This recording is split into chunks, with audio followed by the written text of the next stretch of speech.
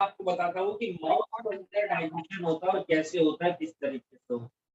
अच्छा, इस चीज को भी समझने की कोशिश करिएगा कि माउथ के अंदर जो डाइजेशन होता है बच्चों, वो कार्बोहाइड्रेट का, ठीक है। देखिए 3 तरीके से हम समझेंगे। एक तो डाइजेशन कहाँ पर हो रहा है, तो बात नंबर 1 माउथ में हो। दूसरी चीज किस चीज का डाइजेशन हो रहा है, मैं कह रहा हूँ कार्बोहाइड्रेट का डाइजेशन हो रहा है। तीसरी चीज, इस चीज में कौन सा एंजाइम यहाँ पर रिस्पॉन्सिबल है, तो यहाँ पर मैं आपको बताता हूँ कि सलाइवरी अमाइलेज, ये एंजाइम यहाँ पर रिस्पॉन्सिबल है, जिसका दूसरा नाम यहाँ पर पिटाइलिन। तो मेरे पास एक तो यहाँ पर क्या चीज है, लोकेशन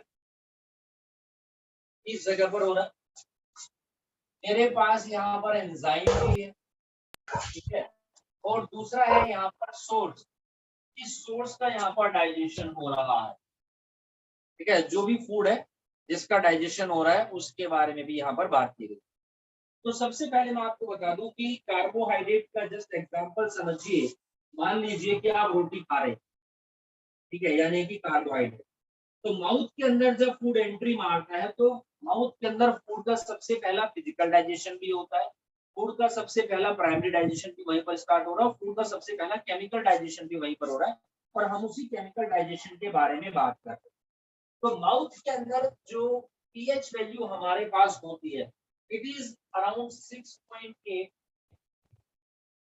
टू 6.9, ये हमारी पीएच वैल्यू होगी, ठीक।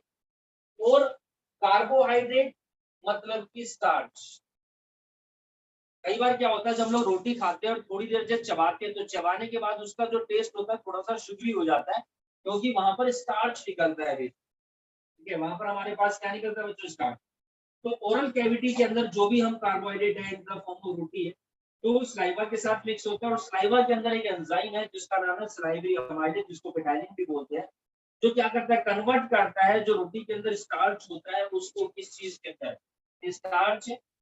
यहाँ पर काम हुआ सलाइवरी अमाइलेज का, ठीक है। पीएच वैल्यू मैंने बता दिया 6.8 टू 6.9, और ये इसको कन्वर्ट करता है बच्चों माल्टोज के अंदर। तो स्टार्च क्या है, कॉम्प्लेक्स फॉर्म ऑफ शुगर है, कार्बोहाइड्रेट है, जो कन्वर्ट हो गया माल्टोज में, प्लस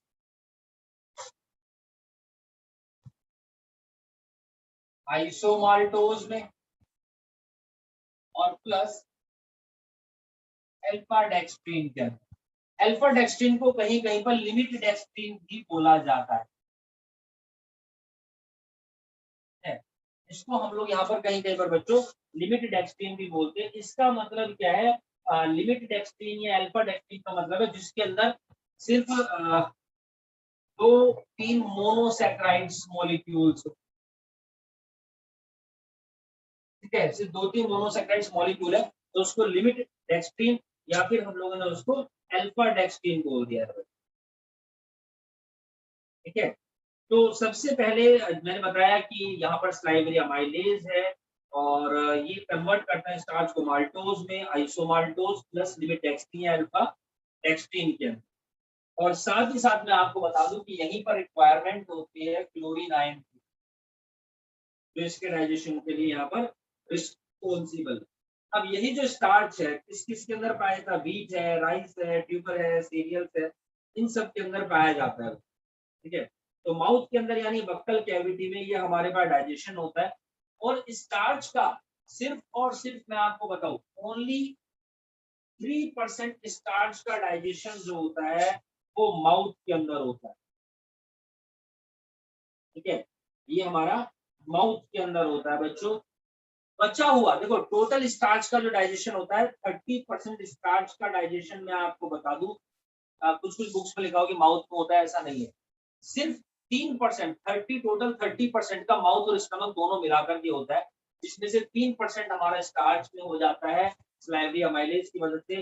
बाकी बचा हुआ 27% जो होता है वो स्टमक के अंदर होता है, इसी पिटाइलिन की वजह से, जो फूड के साथ स्टमक के अंदर एंट्री कर जाता है हमारे, ठीक है।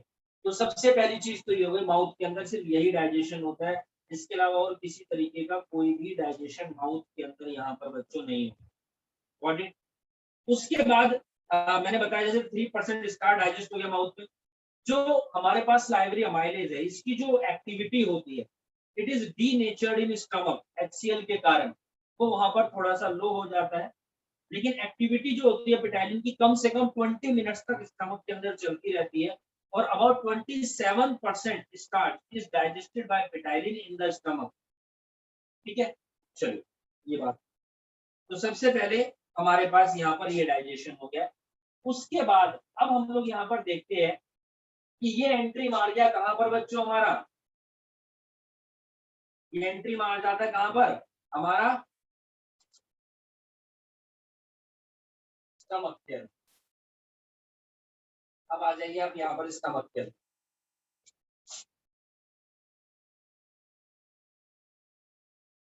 टोटल सलाइवरी अमाइलेज मान के चलिए कि 30%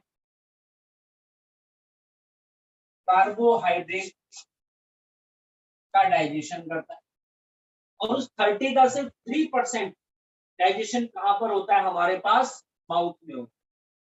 ठीक, बाकी जो 27% डाइजेशन फिर वो कहाँ पर होता है हमारा स्टमक के अंदर। जबकि हमें पता है कि स्टमक के अंदर तो क्या रिलीज होता है बच्चों, गैस्ट्रिक जूस रिलीज हो रहा है, और गैस्ट्रिक जूस के अंदर नो कार्बोहाइड्रेट डाइजेस्टिव एंजाइम, इसके अंदर किसी भी तरह के कार्बोहाइड्रेट के डाइजेस्टिव एंजाइम्स प्रेजेंट नहीं होते।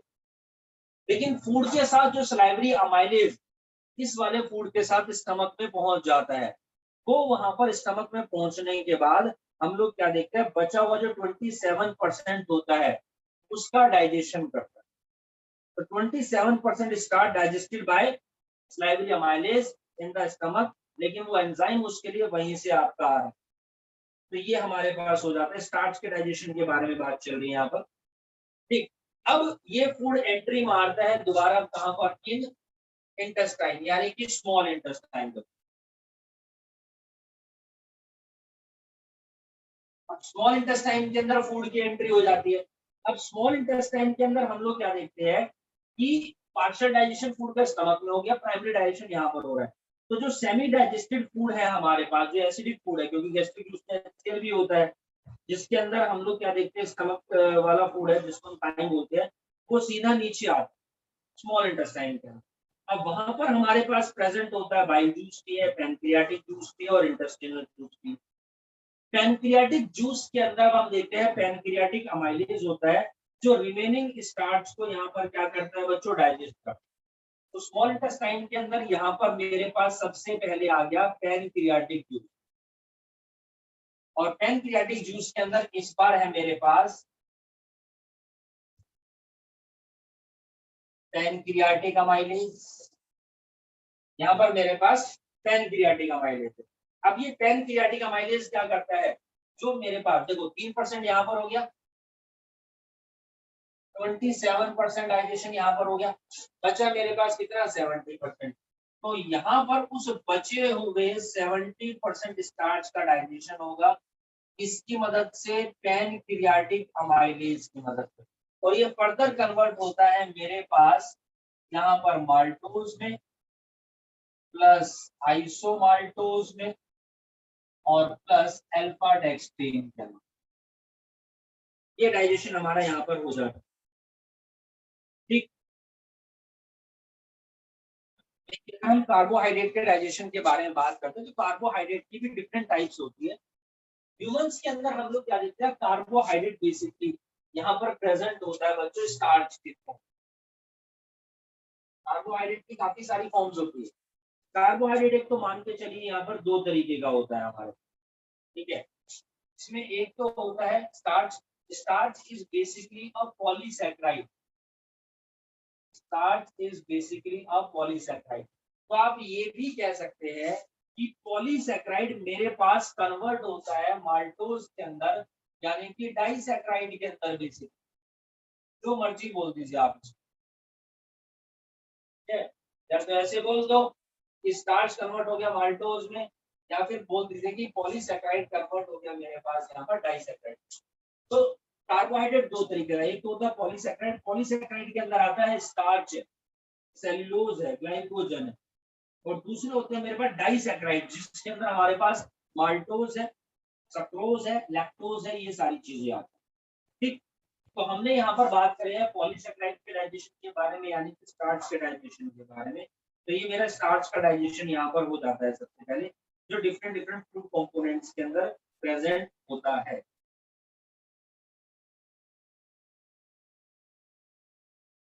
ये सारा का सारा डाइजेशन कहाँ पर हो, हमारे माउथ में, फिर स्टमक में, फिर स्मॉल इंटेस्टाइन के अंदर। तो पैनक्रियाटिक जूस ने अपना कमाल दिखा दिया, ये कन्वर्ट हो गया फर्दर माल्टोज, आइसोमाल्टोज, अल्फा डेक्स्ट्रीन में। अब मेरे पास मैं देखता हूँ कि इंटेस्टिनल जूस के अंदर भी यहाँ पर एंजाइम्स होते हैं। अब देखो यहाँ पर कौन कौन से एंजाइम्स मेरे पास अवेलेबल है। तो माल्टोज को डाइजेस्ट करने के लिए मेरे पास यहाँ पर माल्टेज प्रेजेंट है। आइसोमाल्टोज को डाइजेस्ट करने के लिए आइसोमाल्टेज प्रेजेंट है। और अल्फा डेक्स्ट्रीन को डाइजेस्ट करने के लिए मेरे पास यहाँ पर डेक्स्ट्रीनेज एंजाइम भी अवेलेबल। ठीक, जो अब इनको फर्दर और स्मॉल मॉलिक्यूल्स के अंदर कन्वर्ट कर दे रहा है। ठीक, तो देखो सबसे पहले यहाँ पर क्या हो गया, माल्टोज, जो माल्टेज की मदद से,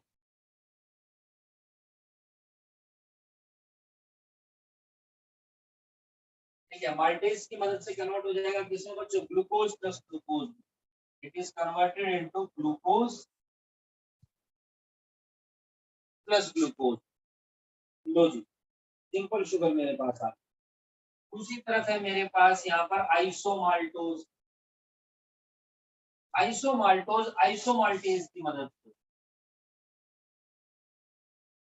कन्वर्ट हो जाएगा फर्दर किसके अंदर, ग्लूकोज प्लस ग्लूकोज। अब देखो ये डाइजेशन हो रहा है, जब एब्जॉर्प्शन होता है तो ग्लूकोज की फॉर्म में होता है। ठीक, फिर है डेक्स्ट्रीन। डेक्स्ट्रीन कन्वर्ट होता है डेक्स्ट्रीनेज की मदद से ग्लूकोज प्लस ग्लूकोज में। ठीक, अब इसके अलावा मैं देखता हूँ कि जैसे मैंने बताया माल्टोज है, ये हमारे पास मोनो डाइसैकेराइड्स है। इसी तरीके से कुछ और भी कंपोनेंट्स है मेरे पास, लाइक सक्रोज है, लैक्टोज है। तो एंजाइम और भी रिलीज होते हैं, सक्रेज, लैक्टेज। ठीक है, सक्रेज और लैक्टेज भी यहाँ पर अवेलेबल है। ये क्या करते हैं,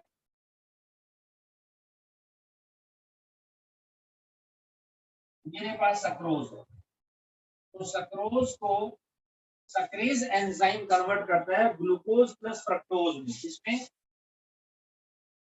ग्लूकोज प्लस फ्रक्टोज में, तो ग्लूकोज और फ्रक्टोज कोई अलग अलग चीज नहीं है, एक दूसरे के डेरिवेटिव्स ही है वो। ठीक, फिर आता है मेरे पास लैक्टोज। तो यहाँ पर एंजाइम है लैक्टेज। ठीक है, मैंने इसके बारे में पहले ही बताया था। ये कन्वर्ट करता है इसको ग्लूकोज प्लस गैलेक्टोज में, ग्लूकोज प्लस गैलेक्टोज में।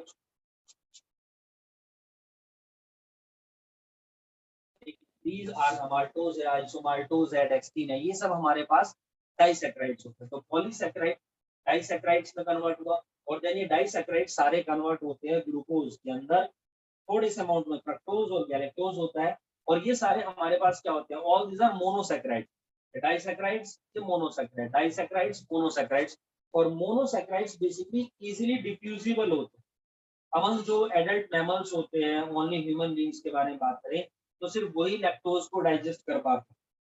ठीक है, जैसे जैसे उम्र बढ़ती है लैक्टेज की प्रोडक्शन डिक्रीज होने लगती है, तो लैक्टेज हमारी बॉडी के अंदर कम होगा, तो लैक्टोज का डाइजेशन भी नहीं होता, become difficult, with result in lactose intolerance हमारे अंदर बढ़ जाती है यहाँ पर। तो यानी लैक्टोज को टॉलरेट करने की क्षमता नहीं होती। तो ये जो डायबिटीज होती है, शुगर होती है, इसमें आप शुगर फ्री चीनी जो आप देते हैं, उसके अंदर सबसे पहला कंपोनेंट ही लैक्टोज होगा। और लैक्टोज एक स्पेसिफिक एज में जाने के बाद उसको डाइजेस्ट करने वाला एंजाइम ही हमारी बॉडी में नहीं है, तो वैसे भी खतरनाक होता है हमारी बॉडी।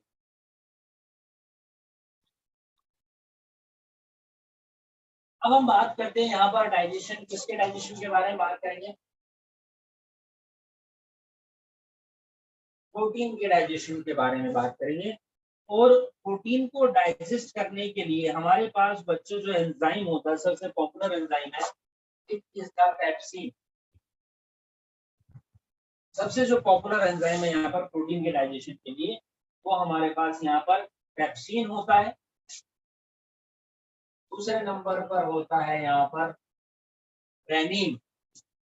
ठीक है, ये दो एंजाइम होते हैं जो बेसिकली प्रोटीन के डाइजेशन में रिस्पॉन्सिबल होते हैं। कैसे और किस तरीके से, और साथ ही साथ कहाँ पर, लोकेशन स्टमक में। ठीक है जी, सबसे पहले स्टमक में पढ़। तो स्टमक में जैसे ही हमारा फूड एंट्री मारता है, तो स्टमक में आपको बताऊं नॉर्मली फूड को 4 से 5 घंटे तक अपने अंदर स्टोर करके रखते हैं।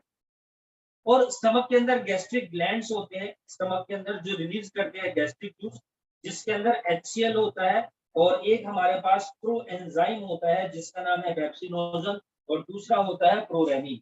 ठीक, तो स्टमक के अंदर है मेरे पास यहाँ पर गैस्ट्रिक ग्लैंड्स, जिसमें से मेरे पास एंजाइम निकले दो। These are the pepsinogen and prorenin. Pepsinogen release हुआ और प्रोरेनिन रिलीज हुआ। ठीक है, ये प्रो एंजाइम्स होते हैं, प्रोटियोलाइटिक एंजाइम्स होते हैं। बहुत सारी रिएक्शंस होती है स्टमक के अंदर, ये बात याद रखना। तो पेप्सिनोजन HCl की प्रेजेंस में कन्वर्ट हो गया एक्टिव पेप्सिन की फॉर्म में, जो प्रोटीन का डाइजेशन हमारे पास यहाँ पर करेगा। और HCl की प्रेजेंस में ही प्रोरेनिन कन्वर्ट हो जाता है मेरे पास यहाँ पर रेनिन के अंदर। ठीक है, अब देखिए क्या होता है और कैसे होता है और किस तरीके से होता है। तो सबसे पहले प्रोटीन ने एंट्री मारी स्टमक के अंदर, और वहां पर हम लोग क्या देखते हैं कि मेरा जो प्रोटीन है, ठीक है, पेप्सिन की मदद से, प्रोटीन पेप्सिन की मदद से टूट जाएगा पेप्टाइड प्लस पेप्टोन्स में। पेप्टाइड प्लस पेप्टोन्स में। अब प्रोटीन क्या होता है? Protein is basically polypeptide chain जो होती है, ये पॉलीपेप्टाइड चेन होती है। ठीक है, पीएच वैल्यू यहाँ पर रहती है लगभग लगभग मेरे पास 2 कह रहा हूँ, ठीक है, बल्कि 2 भी वो है, लगभग लगभग मान के चलिए कि 1.8 तक, 1.4 टू 1.8। तो प्रोटीन पेप्सिन की मदद से पेप्टाइड प्लस पेप्टोन्स में कन्वर्ट हो गया, बात नंबर 1। ठीक, दूसरी तरफ मेरे पास अब जो एंजाइम है, कौन सा? प्रोरेनिन, जो एक्टिवेट हो गया किसके अंदर बच्चों? रेनिन के अंदर। ठीक है, जो हमारा कन्वर्ट हो गया किसके अंदर? रेनिन के अंदर। तो ये क्या करता है अब? तो हमारे पास यहाँ पर एक मिल्क प्रोटीन होता है, there is a milk protein, और उस मिल्क प्रोटीन का नाम है यहाँ पर कैजीन, CASIN, कैजीन। तो ये मिल्क प्रोटीन होता है कैजीन, तो वहां पर रेनिन की मदद से, है ना, सबसे पहले ये रेनिन की मदद से आपका कन्वर्ट होता है बच्चों इसके अंदर पैराकेजीन के अंदर।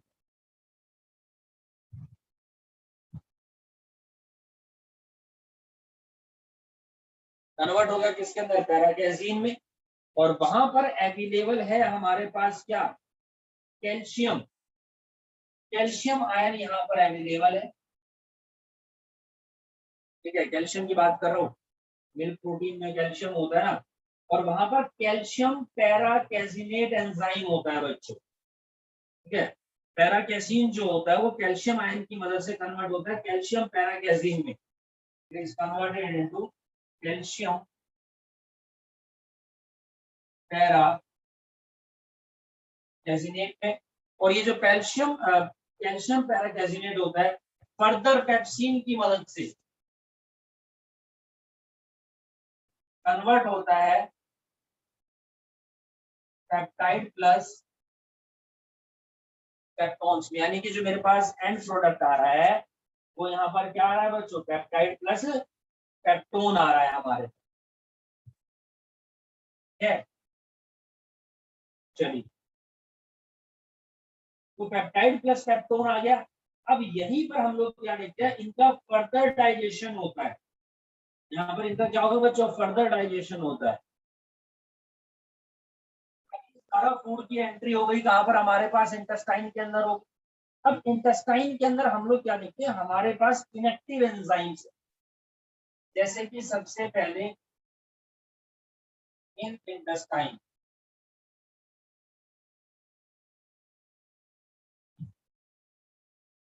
ट्रिप्सिनोजन, फिर है काइमोट्रिप्सिनोजन, और फिर है प्रोकार्बोक्सी पेप्टाइड।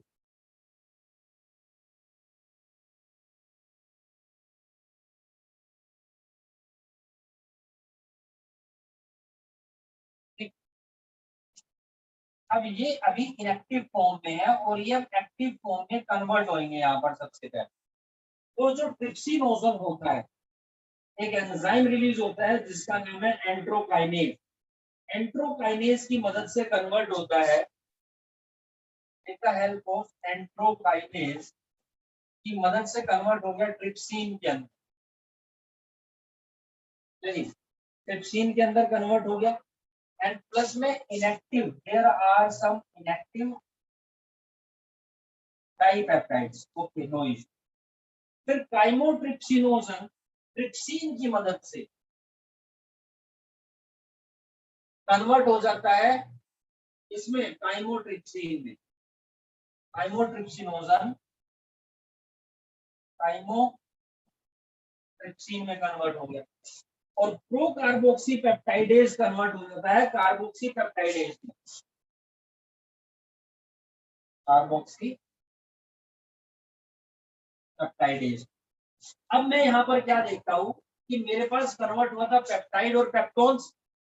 अब यही पेप्टाइड और पेप्टोन जो है, डाइपेप्टाइड्स होते हैं बेसिकली, ट्रिप्सिन की मदद से, काइमोट्रिप्सिन की मदद से, और कार्बोक्सी पेप्टाइडेज की मदद से, इस एंजाइम, इस वाले एंजाइम और इस वाले एंजाइम की मदद से जो पेप्टाइड मेरे पास यहाँ पर होता है, ये कन्वर्ट हो जाते हैं किसके अंदर बच्चों, ये कन्वर्ट होते हैं मेरे पास अमीनो एसिड्स के अंदर, कन्वर्ट इनटू अमीनो एसिड। तो amino acid is the unit of protein.